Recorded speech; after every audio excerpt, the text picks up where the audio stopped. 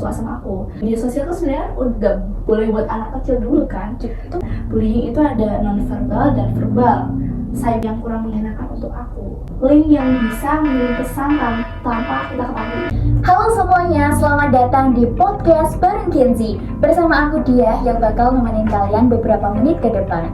Nah, di episode kali ini kita bakal bahas mengenai masa lalu seseorang yang katanya bikin mental dia itu sampai down. Kira-kira bener gak ya?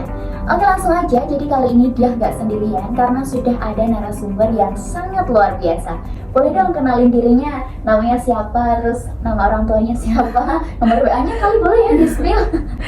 Oke, nama aku Kanita, sekarang aku kelas 11 di jurusan Broadcasting dan Perfilman SMK 1 Semarang.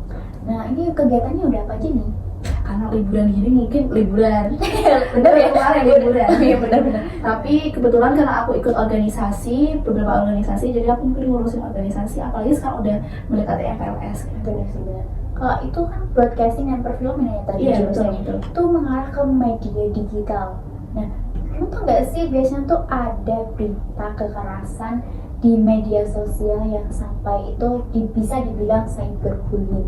Iya, tahu. Ya, itu sampai sekarang itu juga masih marak banget itu cyberbullying. Nah, kalau dari kamu apa sih pengertian cyberbullying itu buat generasi Gen Z ya sekarang ya?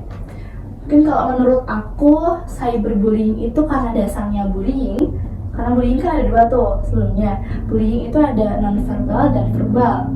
Cyberbullying ini masuknya ke non-verbal kalau menurut aku, karena cyberbullying ini kan lebih ke sosial media kan. Iya benar. Sosial media mungkin lebih ke hate comment atau ngata-ngatain orang dari media sosial gitu sih. Berarti dari hate comment itu ya. Jadi betul. maraknya cyberbullying sekarang itu dari mungkin anak-anak sekarang juga banyak. Iya betul, karena sebenarnya kan sekarang itu anak-anak itu udah megang gadget. Iya benar-benar. Jadi apalagi anak-anak itu lebih gampang disetir. Jadi anak-anak tuh biasanya tuh ikut-ikut. Ada beberapa komentar yang aku temuin itu anak-anak tuh ikut-ikut.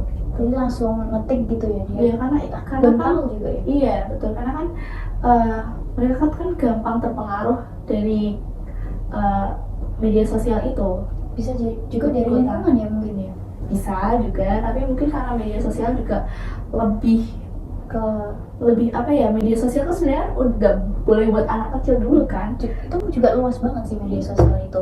Kalau dari kamu nih ada nggak sih kejadian di masa lalu atau mungkin sekarang yang ngalamin cyberbullying?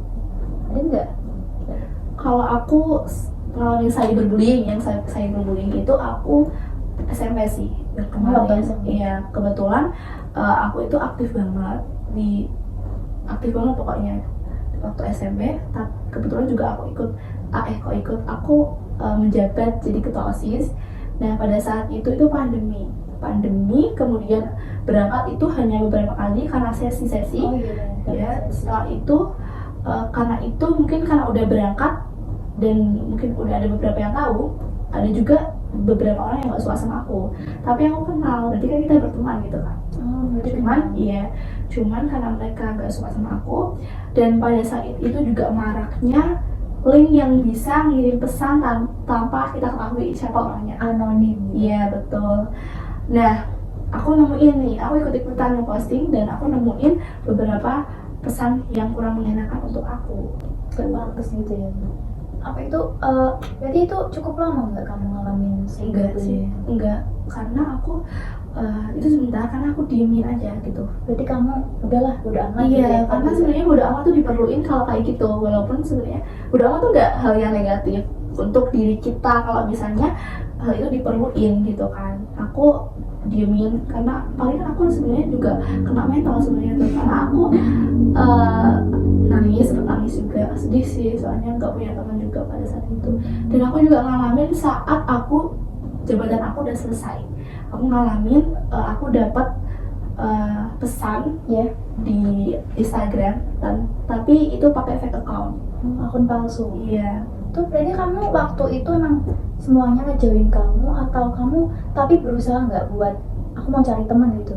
Kalau waktu SMP sih enggak ya, maksudnya kayak karena itu udah sesi-sesi berangkat, jadi aku berangkat nih. Nah ternyata teman kelasku juga ikut-ikutan nggak suka karena mereka takut, karena nggak tahu kalau aku ada yang nggak suka gitu. Nah Oh. orang ini tuh lumayan terkenal. Oh gitu. Ya gitu. Jadi ini juga nggak mau ikut-ikutan, lebih ke nggak mau ikut-ikutan sih, bukan ngejauhin sih.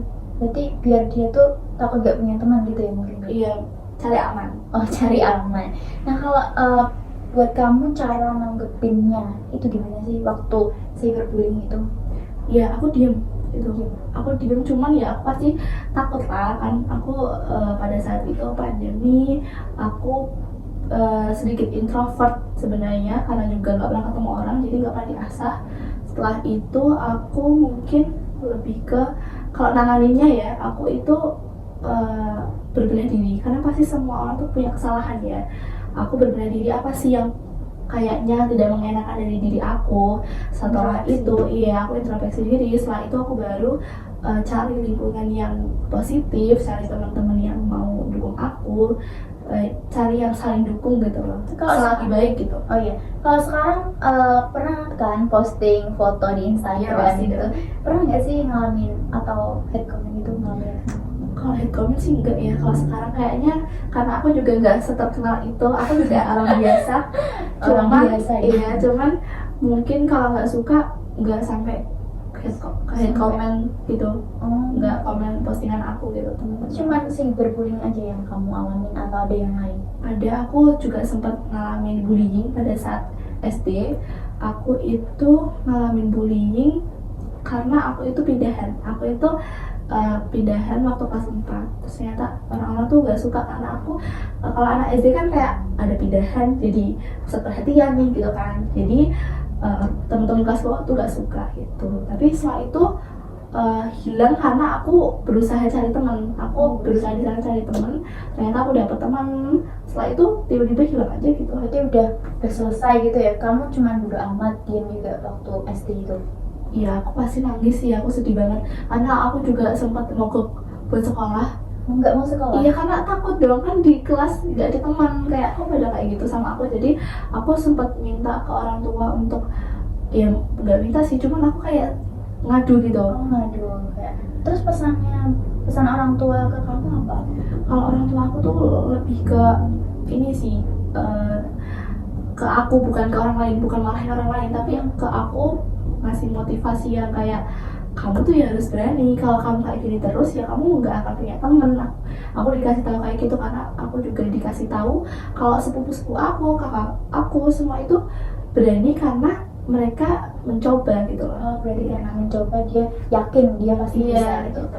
Nah, buat teman-teman yang pernah ngalamin cyberbullying, kira-kira apa sih pesan kamu yang bisa disampaikan?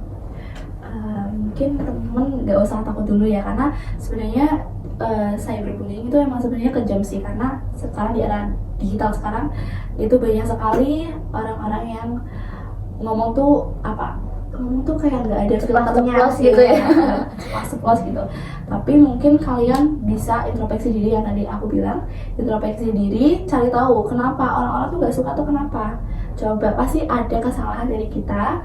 Kemudian kita coba berbenah diri, setelah itu kita cari lingkungan yang baik, tinggalin orang-orang yang emang ternyata tetap aja nggak suka sama kita, tinggalin aja. Kita cari lingkungan baru, lingkungan yang positif, teman-teman yang support sama kita. Berarti jadi introspeksi dulu, habis itu kita cari lingkungan yang positif biar kita sama-sama jadi orang yang positif dan lebih baik ya mungkin. Iya, betul.